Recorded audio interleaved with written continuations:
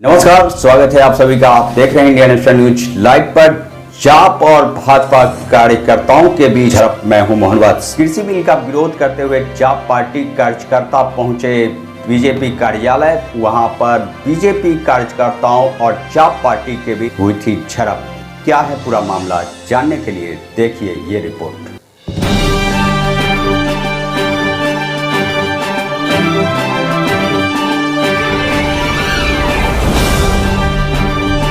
भाजपा प्रदेश मुख्यालय के सामने जाप और भाजपा कार्यकर्ताओं के बीच झड़प।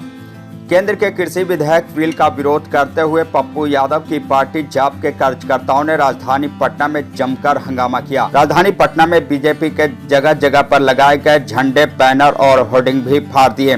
इतना ही नहीं, कृषि बिल के विरोध के दौरान जाप के कार्यकर्ताओं ने भाजपा प्रदेश मुख्यालय के गेट पर भी हंगामा किया।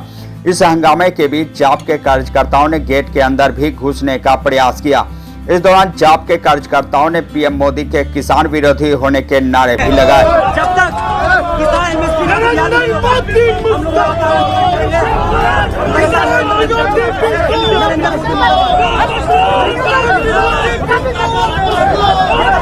तथा भाजपा के प्रदेश मुख्यालय का गेट भी तोड़ने का प्रयास किया। इन लोगों की ऐसी हरकत को देखकर बीजेपी के कार्यकर्ताओं ने भी इसका प्रतिकार किया।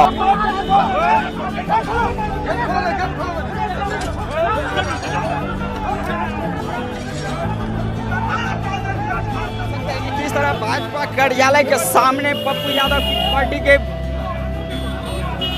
और दोनों पार्टी के कार्यकर्ताओं के बीच झड़प हुई। इस झड़प में भाजपा के कुछ कार्यकर्ताओं ने लाठियां भी भाजी, जिसमें जाप के 1-2 कार्यकर्ताओं को चोटें भी आई। सूत्रों से मिली जानकारी के अनुसार बीजेपी के कार्यकर्ताओं द्वारा इस झड़प में जाप के जिन नेताओं पर हमला हुआ, उनका नाम पूर्व विधायक रामचंद्र यादव बताए जा रहे हैं। जानकारी के लिए बता दें कि जाप के बंद समर्थक जिस समय बीजेपी के गेट पर हंगामा कर रहे थे, उस समय भाजपा के बिहार प्रभारी भूपेंद्र यादव, प्रदेश के स्वास्थ्य मंत्री मंगल पांडे समेत भाजपा के कई वरिष्ठ नेता एवं कार्यकर्ता प्रदेश मुख्यालय स्थित अटल सभागार में भारतीय जनसंघ के सह संस्थापक पंडित दीनदयाल उपाध्याय की 104वीं जयंती मना रहे थे। जाप पार्टी द्वारा घटित इस घटना को लेकर बीजेपी के बड़े नेता से लेकर बिहार के अन्य जिलों से आए अनेकों कार्यकर्ताओं में भी काफी रोष दिखी।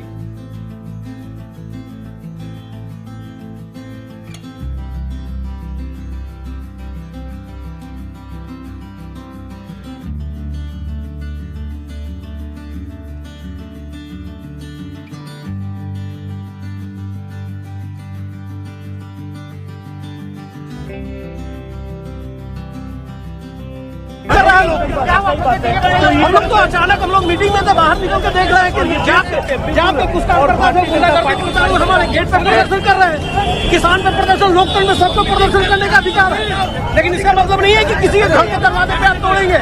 लोकतंत्र में सबको अधिकार है विरोध प्रदर्शन करने का। सब लोग कर रहे हैं, हम लोग भी करते हैं, लेकिन कार्यालय के अंदर गुंडागर्दी करेगा नहीं किया जाएगा, ये बर्दाश्त नहीं किया जाएगा। हम लोग ने चूड़ी नहीं पहन रखी है, जाप के लोगों ने गुंडागर्दी नहीं चलेगी।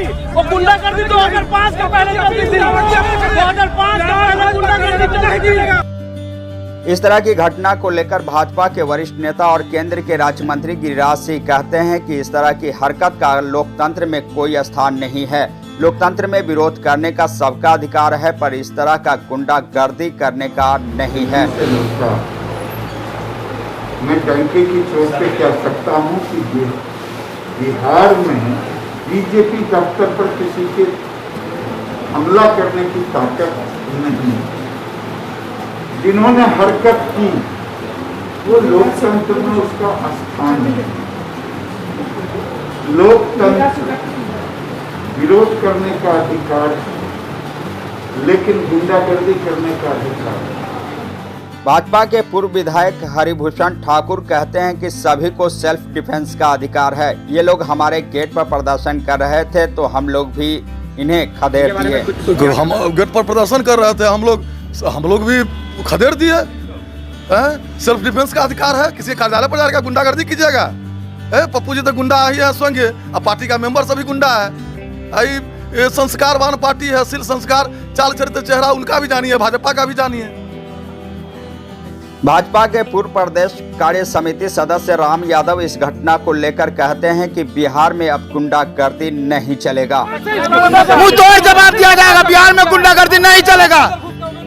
भाजपा के प्रदेश मुख्यालय पर हमले को लेकर पटना के भाजपा कार्यकर्ता कहते हैं कि इस हमले को लेकर हमारी पार्टी पप्पू यादव पर मुकदमा दर्ज कराने की काम करेगी। चलने देंगे। भाजपा हमारे कार्यालय पे किस तरीके से उसने उस पर मुकदमा दर्ज कराने का काम करेगी भारतीय जनता पार्टी।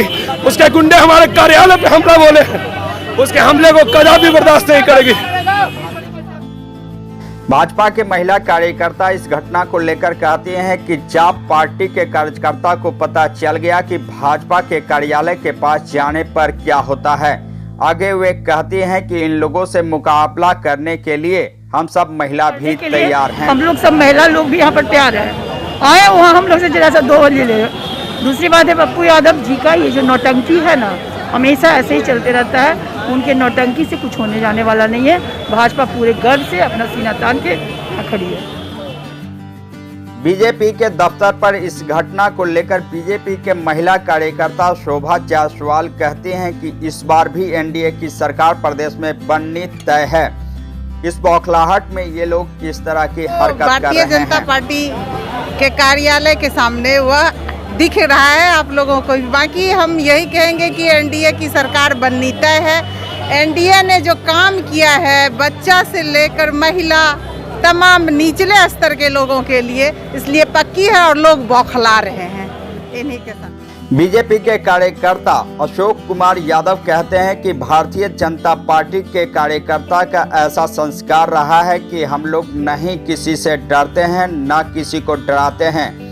सभी में देशभक्ति की भावना जगाते हैं। भारतीय जनता पार्टी का कार्यकर्ता है और भारतीय जनता पार्टी का कार्यकर्ता का ऐसा संस्कार रहा है, हम लोग न किसी से डरते हैं न किसी को डराते हैं, देशभक्ति का भावना जगाते हैं। जन अधिकार पार्टी और भारतीय जनता पार्टी के कार्यकर्ताओं के बीच हुई झड़प पर जाप पार्टी के युवा प्रदेश उपाध्यक्ष राजू दानवीर कहते हैं कि बीजेपी कार्यकर्ताओं ने बहुत ही षड्यंत्र के तहत और सुनियोजित तरीके से हमारे वरिष्ठ एवं सम्मानित नेता और कार्यकर्ताओं पर हमला किया है। बहुत ही षड्यंत्र के तहत और हमारे छात्र युवा साथियों जाप के जो सिपाही थे, जाप के एक वरिष्ठ नेता सम्मानित पूर्व विधायक थे रामचंद्र जी, उस मैंने षड्यंत्र के तहत ये। और देखिए ना कि लाठी सबका एक जैसा और नारा लगा कर लाठी मारना, ये गुंडई बताता है कि जो आदरणीय पप्पू यादव जी की लोकप्रियता बढ़ रही है, उससे ये भाजपा वाले सारे घबरा गए हैं। इन्हें डर है कि जनता इस बार विकल्प खोज चुकी है पप्पू यादव। अब तो इनके पास कुछ बचा नहीं है, अब तो गुंडइये पर न उतरेंगे लाठी डंडा लेकर। तो ये राजनीति पूरी तरह से ये लोग जो अब करते हैं वो अब लाठी डंडे से करते हैं। मेरे प्यारे दर्शकों, आपको हमारा ये रिपोर्ट कैसा लगा, इसके बारे में कोई भी जानकारी या सुझाव कमेंट के रूप में आप हमें नीचे कमेंट बॉक्स में दे सकते हैं। आपको ये रिपोर्ट अच्छा लगा हो तो इसे लाइक कर अपने दोस्तों के साथ शेयर करना न भूलें। दोस्तों, आप हमारे इस YouTube चैनल को पहली बार देख रहे हैं और अभी तक आपने मेरे इस YouTube चैनल को सब्सक्राइब नहीं किया है, तो आपसे मेरा यही आग्रह है कि आप मेरे इस चैनल को सब्सक्राइब कर बेल आइकन का बटन भी दबा दें, ताकि मैं कोई भी वीडियो रिपोर्ट के रूप में पेश करूं तो उसका नोटिफिकेशन सबसे पहले आप तक पहुंचे।